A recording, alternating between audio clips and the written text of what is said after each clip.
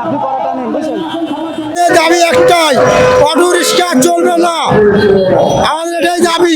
কোনো দাবি আমাদের না, একটাই, অটো রিক্সা আমাদের চলবে না। আমাদের গরিবেরা কি করে খাবো?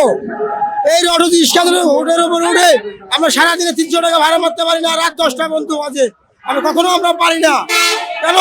আমাদের অটো রিক্সাগুলো আমাদের সমস্যা, 100 টাকা ভাড়া 30 টাকা নিয়ে চলে যায়, 20 টাকার 50 টাকার ভাড়া 20 টাকা নিয়ে চলে যায়, আমরা কিন্তু পারি না।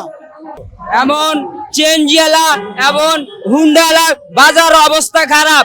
হুন্ডালার আবার সে 200 টাকা ভাড়া, অটো রিক্সা লয়ে যায় 80 টাকা। তাহলে আমরা কিভাবে বাচ্চা খাকবো? আচ্ছা আমাদের মরা বালা।